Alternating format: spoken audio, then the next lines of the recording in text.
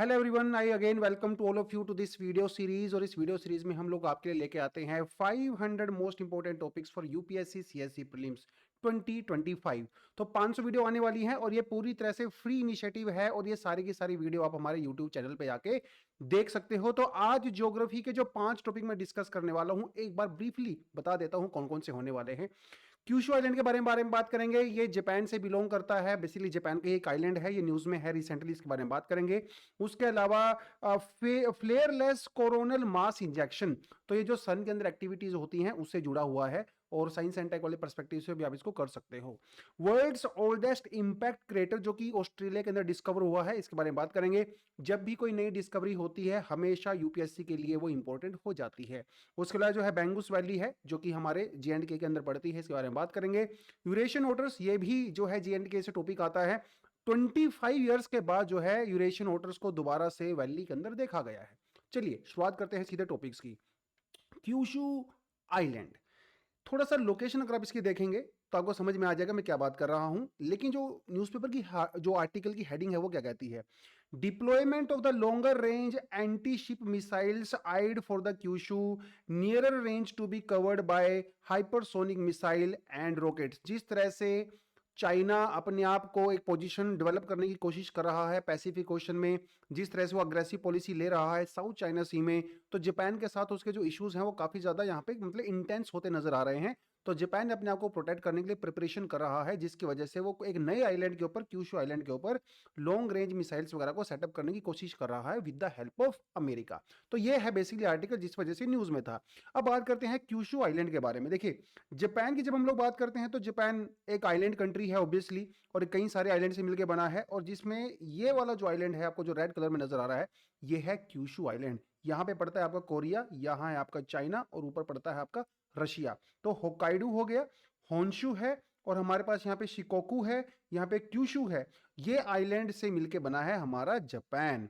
अब आर्टिकल के बाद थोड़ा सा बात कर लेते हैं क्यूशू आइलैंड के बारे में थोड़ा सा। It is the southernmost and the third largest of the four main island of Japan। तो ये जो चारों आइलैंड है जापान के, यहाँ पे है होकाइडो, होन्शु, शिकोकू और तीसरा फोर्थ हमारे पास आता है क्योशू। तो चार आइलैंड से मिलकर जापान बना है, जिनमें से एक है क्योशू आइलैंड। ठीक है। It is bordered by the East China Sea to the west. इसके वेस्ट में पड़ता है ईस्ट चाइना सी, यहाँ पे आप देख सकते हो क्लियरली। यहाँ पे है आपका सी ऑफ जापान, तो लोकेशन जानना भी बहुत जरूरी है। सी ऑफ जापान है, यहाँ पे है ईस्ट चाइना सी। और इसके अगर आप थोड़ा सा एक साइड में जाओगे तो ये पड़ता है आपका पैसिफिक ओशन। अगर आप थोड़ा सा ईस्टर्न साइड में जाते हो, वहां पे एक और जो चीज इंपॉर्टेंट है वो है ये देखिए क्या लिखा हुआ है, द ईस्टर्न चैनल या फिर त्सुशिमा स्ट्रेट। तो यहां पे पड़ती है त्सुशिमा स्ट्रेट। थोड़ी लोकेशन आपको मैं दिखा देता हूं, ये देखिए जरा, थोड़ा जूम कर देता हूं इसको मैं। यहां पे अपना कोरिया है, ये है हमारा जापान और ये है क्यूशू आइलैंड। क्यूशू आइलैंड और कोरिया के बीच में ये जो स्ट्रेट पड़ती है इसको कहते हैं त्सुशिमा स्ट्रेट। कुछ लोग इसको कोरियन स्ट्रेट के नाम से भी जानते हैं, तो आप ये भी कह सकते हो। यहाँ पे है ईस्ट सी, यहाँ पे है आपका येलो सी, इधर है सी ऑफ जापान।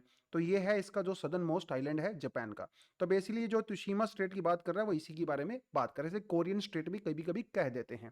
और आपको जैसा कि पता है कि जापान एक वोल्केनिक आइलैंड है।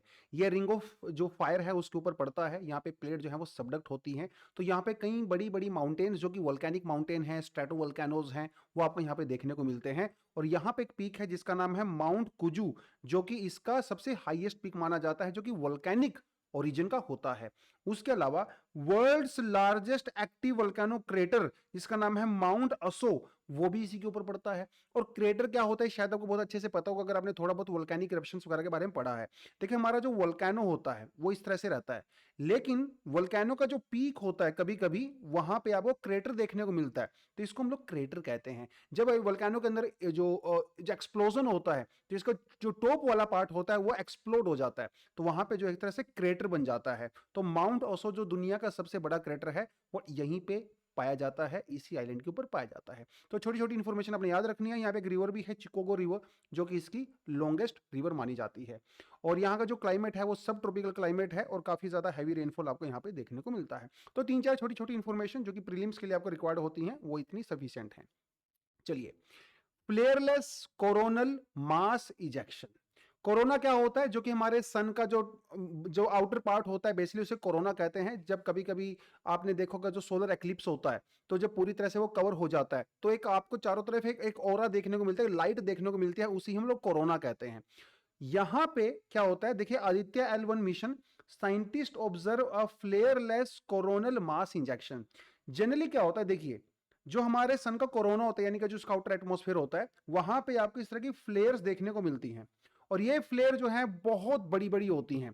जब ये फ्लेयर्स होती है ना, तो हमारे अर्थ के ऊपर भी इसका इंपैक्ट नजर आता है। मतलब जब ये फ्लेयर्स बहुत इंटेंस हो जाती हैं, तो जो सन की रेडिएशंस होती हैं वो अर्थ की तरफ आती हैं, और हमारे जो सैटेलाइट्स होती हैं उनको भी डैमेज कर सकती हैं। लेकिन ये जो फ्लेयर्स होती हैं जनरली वो हीट के साथ, बहुत ज्यादा एनर्जी के साथ आती हैं। यहां पे हम लोगों ने जो ऑब्जर्व किया है फिनोमिना, वो है तो कोरोनल मास इजेक्शन, लेकिन वो फ्लेयरलेस है।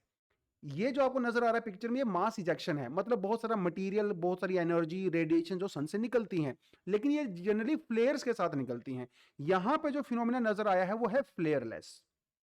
इसीलिए जो थोड़ा न्यूज में है, फ्लेयरलेस कोरोनल मास इंजेक्शन। ठीक है, तो ये एक सोलर इरप्शन है, लेकिन इसके साथ कोई भी सोलर फ्लेयर एसोसिएटेड नहीं होती है। ऐसा क्यों होता है?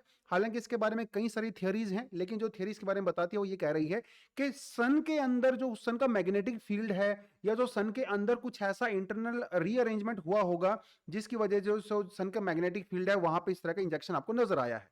ठीक है, they do not originate from the intense energy bast.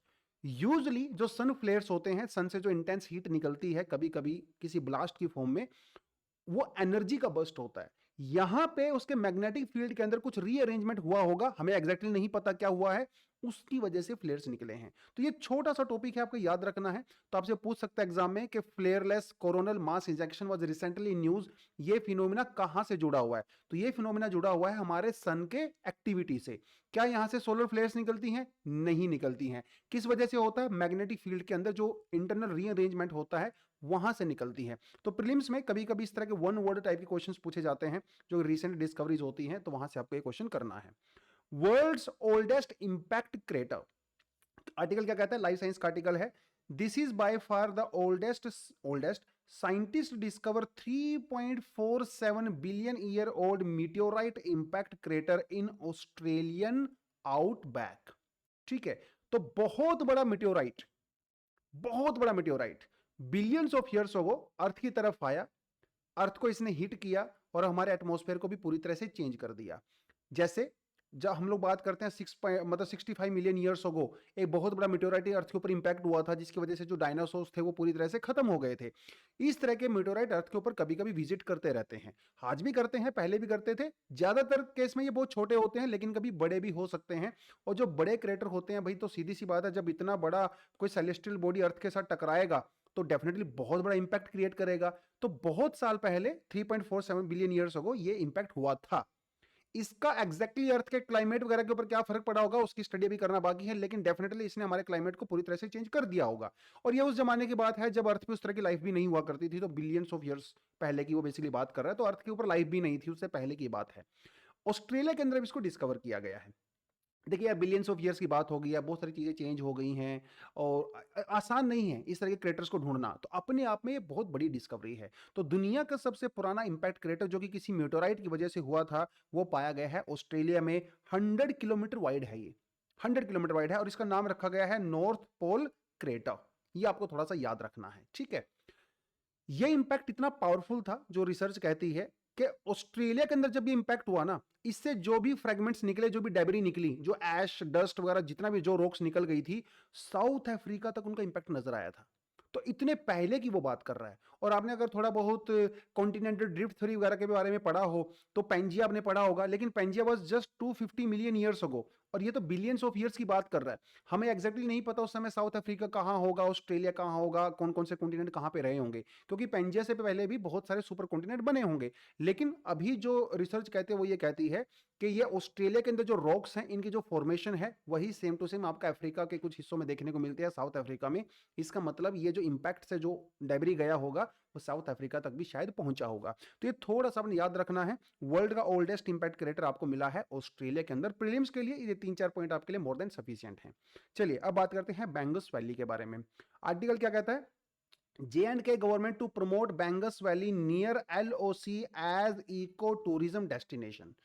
तो बड़ी अच्छी वैली है, मतलब साफ सुथरी है, मिसे मिनी स्विट्जरलैंड भी लोग कहते हैं। तो वहाँ पे गवर्नमेंट चाहती है कि कुछ इको टूरिज्म वगैरह बढ़े, वहाँ पे एम्प्लॉयमेंट जनरेट हो, लोगों की जो पर कैपिटा इनकम है वो बेटर हो।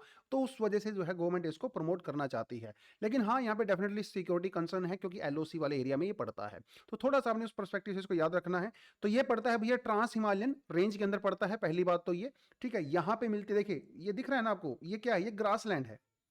ये ग्रास लैंड है और इसलिए कितना खूबसूरत भी लगता है ना ये। तो ग्रास लैंड आपको यहाँ पे मिलती है, टाइगा और जो कॉनिफेरस फॉरेस्ट है, मतलब यहाँ पे जो आपको क्लाइमेट नजर आता है, जो वेजिटेशन नजर आती है, वो आपको टेम्परेट या फिर सब पोलर टाइप की वेजिटेशन आपको देखने को मिलती है।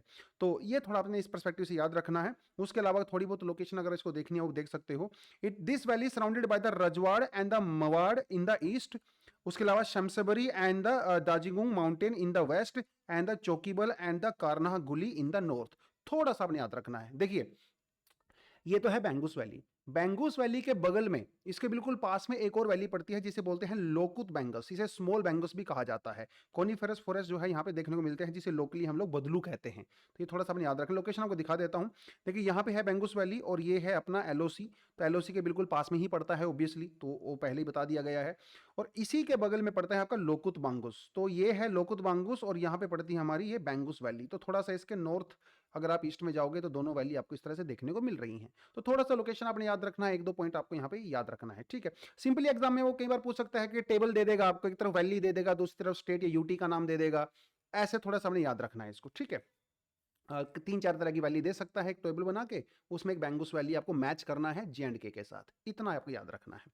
यूरेशियन ओटर्स, आर्टिकल क्या कहता है, बिजनेस लाइन का आर्टिकल है। Rare Eurasian otters resurface in the Kashmir valley.